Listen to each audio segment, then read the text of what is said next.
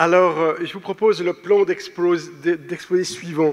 Nous allons parler du concept de remplacement cellulaire bêta dans le diabète de type 1. Et j'insiste, c'est sur le diabète de type 1 que je vais parler aujourd'hui. Je vais vous présenter les méthodes d'isolement et de transplantation des îlots de Langerhans. Je vais parler brièvement de l'activité genevoise et dans un réseau franco-suisse appelé le réseau Gragil. Nous allons ensuite aborder les indications au remplacement cellulaire bêta, les objectifs du remplacement cellulaire bêta, les résultats de la transplantation d'îlots de Langerhans, et puis faire un comparatif entre la transplantation des îlots de Langerhans ou du pancréas entier.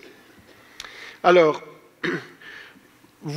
ce n'est pas un chirurgien qui va vous apprendre comment est-ce qu'on remplace la fonction bêta chez un diabétique de type 1, et la méthode classique, évidemment, d'injecter de l'insuline, soit dans des schémas basal-bolus, soit par des pompes dont on vient de parler aujourd'hui.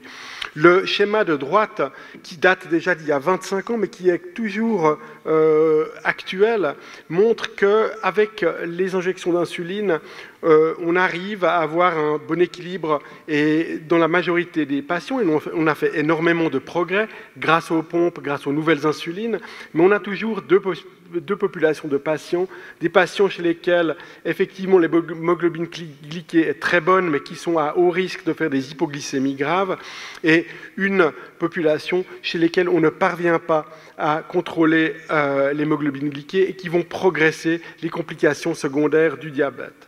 Et c'est pour cette raison que les concepts de remplacement de la fonction cellulaire bêta ont émergé, avec comme parti pris le principe que remplacer les îlots est une technique qui fonctionnera mieux que les injections d'insuline. Et pourquoi?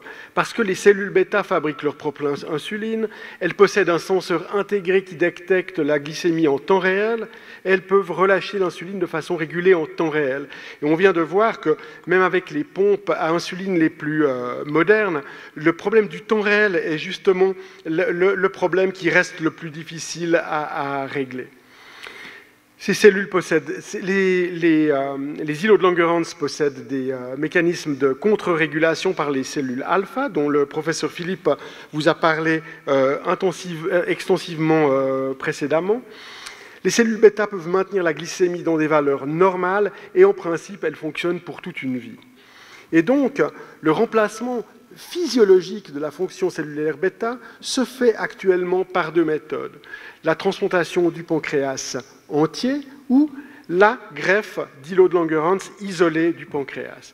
Et j'aimerais insister sur le fait qu'il s'agit ici de deux méthodes différentes qui visent à atteindre un même objectif, même si l'atteinte de cet objectif est parfois différente.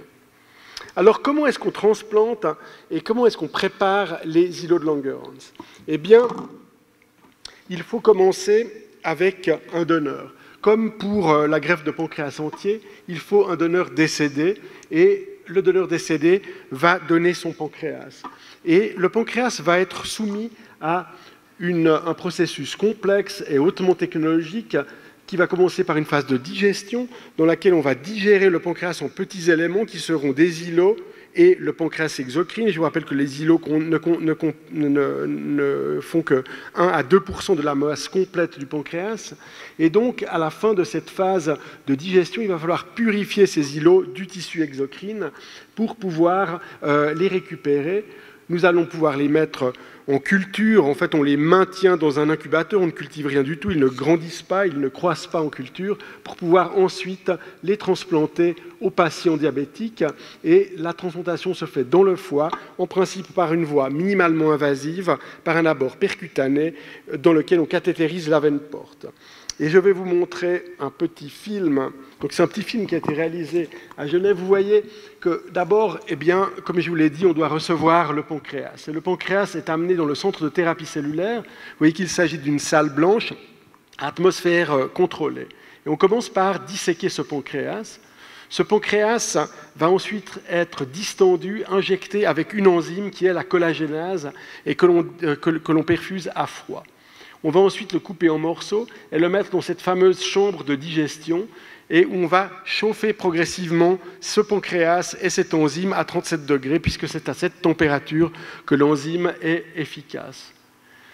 Au cours de cette phase de digestion, on va pouvoir récupérer le tissu de digestion et ce tissu de digestion va être mis sur une centrifugeuse.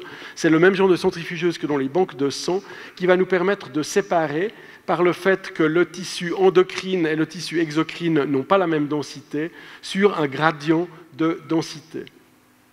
Vous voyez qu'au terme de cette phase de purification, on récolte des îlots qui sont extrêmement purs et qui constituent un enrichissement de 50 à 100 fois environ. Ces îlots sont mis dans un incubateur, comme vous le voyez ici, et après 24 à 48 heures d'incubation et de maintien dans l'incubateur, on va pouvoir les conditionner pour la transplantation. Vous voyez qu'ils sont transférés dans une poche. C'est le même genre de poche qu'on utilise pour les transplantations plaquettaires. On prépare le matériel et on part transplanter ces îlots, soit à Genève, soit dans un autre centre participant à notre réseau.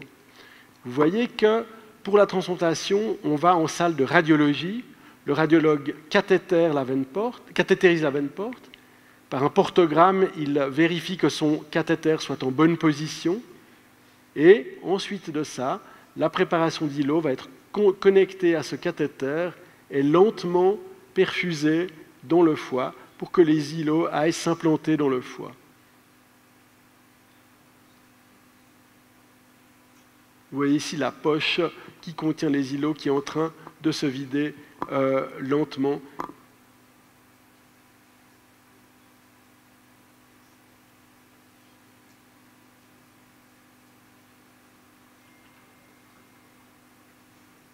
Voilà. Donc cette perfusion dure 20 minutes, on va très lentement pour ne pas faire d'hyperpression portale. Alors, vous avez vu que ces îlots étaient transportés vers un autre centre. Et c'est l'occasion de vous parler de l'activité genevoise et de l'activité genevoise au sein du réseau franco-suisse qu'on appelle Gragil. Pourquoi parler de réseau? Vous avez vu que la procédure de préparation des îlots est hautement technique. Elle nécessite un personnel qui est dédié, qualifié, de garde 24 heures sur 24 et qui est hautement formé dans cette procédure. Les coûts fixes d'un tel laboratoire sont élevés pour la construction du laboratoire, mais aussi pour son maintien, pour l'amortissement des équipements qui coûtent très cher et des locaux. L'activité par le biais d'un réseau peut être augmenté, et donc le savoir-faire peut être augmenté, et en augmentant le nombre de patients auxquels s'adresse la transplantation d'îlots, on peut les faire participer à des études cliniques avec un nombre de sujets qui est augmenté. Et donc, un tel réseau existe en Suisse et en France. Donc Genève, qui avait commencé son activité il y a maintenant un peu plus de 25 ans, sert de laboratoire centralisé qui isole les îlots pour tout le réseau. Et voici quelles sont les universités françaises qui participent au réseau franco-suisse appelé Gragil. Gragil, c'est pour Genève, Rhône-Alpes, parce que initialement, c'était Genève, Grenoble et Lyon qui avaient commencé ce réseau. Mais vous voyez que ce réseau a fait des adeptes et qu'un grand nombre de centres l'ont rejoint. Alors, dans ce système, Genève reçoit un pancréas pour isoler les îlots d'un centre du réseau, isole les îlots, et si la préparation est satisfaisante, ces îlots peuvent ensuite être envoyés dans un centre, pas forcément le même, pour la transplantation, dans le centre où le meilleur receveur est identifié pour bénéficier de cette transplantation d'îlots. Alors, brièvement, voici le réseau Gragil. Un petit historique, en 92, le programme Genevois a commencé. En 97, le réseau Gragil a été initié à l'initiative du professeur Benamou de Grenoble, qui était venu nous demander de collaborer avec lui en disant qu'il était pour lui plus intelligent de bénéficier du savoir-faire d'un autre groupe plutôt que de commencer à zéro un laboratoire et un programme chez lui. Et 2 ans plus tard, après le début des discussions, le premier patient greffé à distance a pu être transplanté à Grenoble. Vous voyez que depuis cette époque, il y a 11 centres qui participent au réseau Gragile, et ceci a représenté plus de 1200 isolements d'îlots de Langerhans, 1200 pancréas, plus de 350 transplantations chez plus de 250 patients, ce qui fait du réseau Gragile un des centres de transplantation d'îlots de Langerhans les plus actifs au monde à l'heure actuelle. Alors, parlons des indications à la transplantation. Évidemment, le nombre de donneurs limité fait que l'on ne peut pas transplanter tous les patients diabétiques de type 1.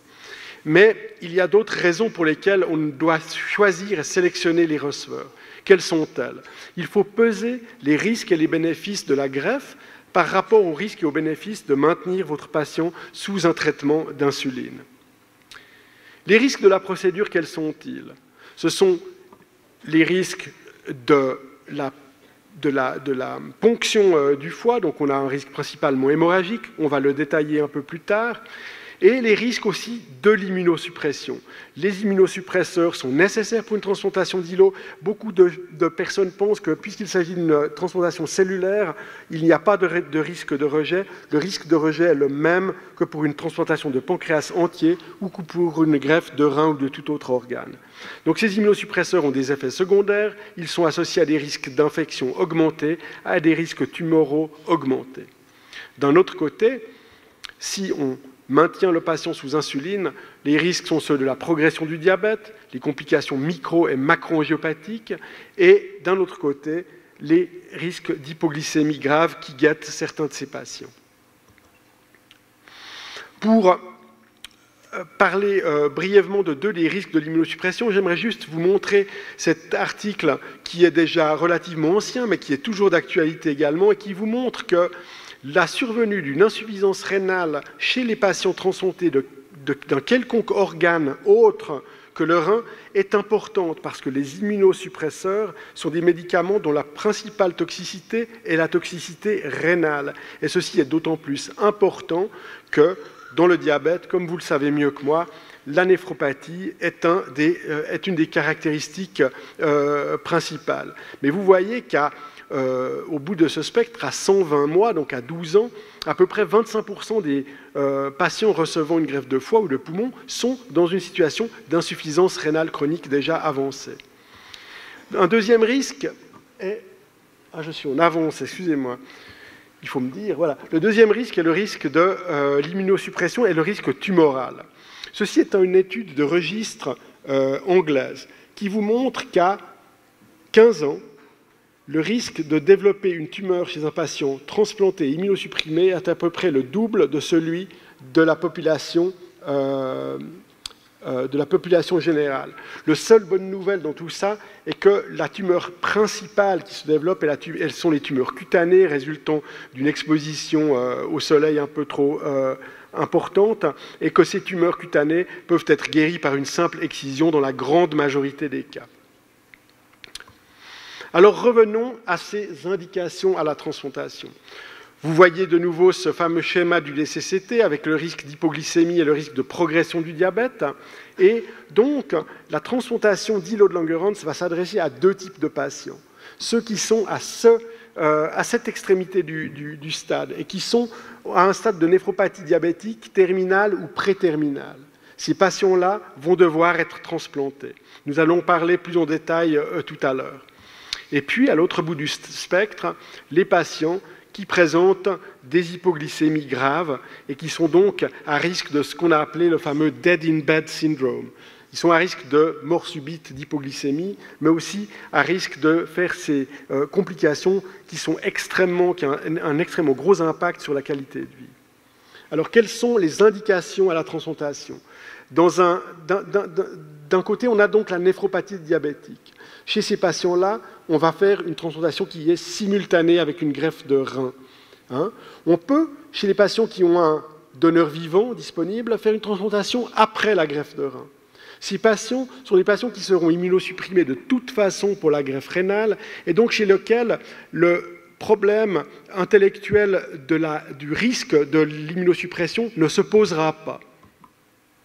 De l'autre côté, les patients avec une hypoglycémie grave, on va leur proposer une transplantation seule, une transplantation d'îlot seul. Ils n'ont pas besoin de reins. Ils vont être immunosupprimés spécialement pour la greffe. Il faut faire très attention à bien les choisir et à faire en sorte que le risque lié à l'immunosuppression ne soit pas supérieur au risque lié aux hypoglycémies. Et donc, en cas de néphropathie diabétique, l'indication est un taux de filtration glomérulaire inférieur à 30 ml par minute. Ces patients sont éligibles à une greffe double du rein et du pancréas ou du rein et des îlots. Et pour les patients de l'autre groupe, l'indication est un épisode de coma, de convulsion ou un besoin d'aide au resucrage au moins une fois par année, qu'on considère comme une hypoglycémie grave. Quels sont les objectifs de la transplantation? Pour les patients qui ont une néphropathie diabétique, l'objectif principal est la protection du greffon rénal contre la récidive de la néphropathie diabétique. On a d'autres buts également qui sont le contrôle de la progression des complications secondaires en général, prolongation de la durée de vie, l'amélioration de la qualité de vie, éviter la dialyse. L'insulino-indépendance, qui peut permettre, n'est pas un but en soi. L'insulino-indépendance fait partie des caractéristiques du succès, si vous le voulez bien, mais ce n'est pas le but.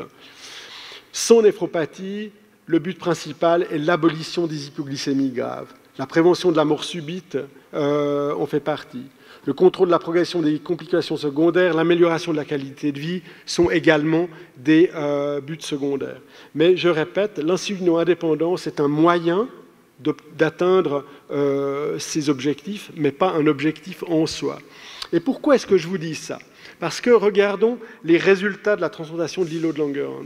Vous voyez ici, ça, ce sont des résultats de registres qui datent un peu, mais ce registre n'a pas publié de résultats sous cette forme plus récemment. Ce que vous voyez ici, c'est que sur la partie de gauche de la dia, le taux d'insulino-indépendance est globalement de 25% à 4 ans. Ça, c'était le cas en tout cas en 2009, donc il y a presque 10 ans. Vous voyez aussi que ça prend à peu près 3 mois pour atteindre le pic du maximum de patients qui sont insulino-indépendants. Et ceci est expliqué par la plaque de droite, par la partie de droite, qui montre la fonction du greffon. La fonction du greffon mesurée par la sécrétion de C-peptides, qui montre qu'il y a de l'insuline endogène qui est fabriquée, et donc qui est fabriquée par le greffon chez ces patients qui, par ailleurs, n'ont pas d'insuline endogène, puisqu'ils sont des diabétiques de type 1. Et vous voyez, entre la courbe bleu clair et les courbes violettes et bleues, que ce taux de fonction augmente avec le nombre d'injections d'îlots. Et ceci vous explique que pour aboutir à ces résultats, il faut en principe 2 ou 3 donneurs de pancréas pour un receveur. Ceci est expliqué par la perte des îlots que l'on observe premièrement pendant la procédure d'isolement que je vous ai décrite et deuxièmement pendant la phase d'implantation des îlots dans un milieu qui lui est probablement hostile et non naturel qui est le foie. Mais ceci vous montre qu'à 5 ans, ici, 70% des patients ont toujours une fonction de leurs îlots de Langerhans, même s'ils sont dû reprendre de l'insuline. Alors, ces résultats se sont un peu améliorés. Je vous montre ici les résultats de 25 ans de transplantation d'îlots à Genève, et vous voyez qu'au cours du temps, les résultats se sont améliorés. La survie des patients n'a pas tellement changé avec le long terme, mais la survie des greffons s'est améliorée, et la survie et l'insulino-indépendance s'est améliorée pour aboutir, essentiellement grâce à de nouveaux protocoles d'immunosuppression, à un stade où nous avons à peu près 50% d'insulino-indépendance à 5 ans de la première greffe, de la première injection d'îlot de Langerhans. Alors, est-ce qu'on arrive à atteindre les objectifs que nous nous sommes posés avec la transplantation d'îlot, même chez les patients qui ont dû reprendre un peu d'insuline? Alors, je vais essayer de vous convaincre que la réponse est oui. Vous voyez ici, sur la partie gauche, les résultats du réseau Gragil qui vous montrent qu'à 5 ans de la greffe, les hypoglycémies graves ont été abolies chez la quasi-totalité de nos patients, même en l'absence d'insulino-indépendance. Et le schéma de droite, qui nous vient de nos amis lillois, montre qu'en fait, pour abolir complètement les hypoglycémies, il suffit en fait d'une fonction du greffon d'îlot qui est assez faible. Vous voyez ici un score qui s'appelle le bêta-score et qui vous montre qu'un bêta-score qui est un score de fonction du greffon, quand il est à 8, il est parfait, quand il est à 0, il est nul. Ce que vous voyez, c'est que pour abolir les hypoglycémies, un bêta-score à partir de 3 est suffisant, c'est-à-dire une fonction qui est somme toute assez marginale. Donc une fonction marginale d'un greffon d'îlot est suffisante pour abolir les hypoglycémies. Qu'en est-il de l'hémoglobine glyquée? De nouveau, des résultats du réseau Gragil à 5 ans qui vous montrent que l'hémoglobine glyquée descend de plus d'1 point en moyenne et de façon durable chez les patients greffés d'îlot de Langerhans. À droite, un schéma qui nous vient de Zurich et qui compare les patients qui ont reçu une greffe simultanée rein-pancréas, SPK, rein-îlot, SIK, ou rein seul, dans une indication de diabète de type 1. Et vous voyez que la valeur de l'hémoglobine glyquée est similaire au point de départ, au supérieur à 8, mais que jusqu'à 4 ans après la greffe, elle est nettement meilleure chez les patients greffés de pancréas ou d'îlot, un peu meilleure pour le pancréas, et elle n'a pas été améliorée chez les patients qui ont reçu une greffe de rein seul. Finalement, un autre argument pour la protection, la néphroprotection de la greffe d'îlot, vous voyez ici un papier déjà ancien qui vient de Milan, dans lequel les auteurs ont comparé la survie des greffons rénaux à des patients receveurs de greffes de rein et îlot simultanés, selon que le greffon d'îlot fonctionnait ou ne fonctionnait pas. Fonctionnait, c'est SI, Successful Islet Kidney, et ne fonctionne pas, c'est UIK, Unsuccessful Islet Kidney. Et vous voyez qu'à 7 ans, 50% des greffons rénaux sont perdus lorsque la greffe d'îlot ne marche pas, contre moins de 20% de greffons perdus lorsque la greffe d'îlot fonctionne. Il y a toute une littérature sur l'effet de la greffe d'îlot pour la protection des complications secondaires. On a des arguments pour dire que ça améliore la fonction cardiovasculaire, que ça augmente la survie des patients, que ça contrôle la néphropathie, que ça stabilise, voire même améliore la neuropathie périphérique et autonome, que ça peut stabiliser la rétinopathie. Toutefois, ces résultats proviennent largement d'études monocentriques, rétrospectives et avec un très petit nombre de sujets. Et donc, il faut les prendre avec un petit peu une pincée de sel, comme on dit. Alors, j'aimerais vous montrer que le fonctionnement réseau, et en particulier le réseau Gragil, permet d'inclure des patients dans des études. Et je voudrais vous montrer 2-3 résultats d'une étude qu'on a appelée TRIMECO, et qui est la première étude prospective randomisée comparant la transplantation d'îlot dans les indications d'îlot seul ou après rein, avec un traitement médical de référence qui est une insulinothérapie suivie par diabétologue.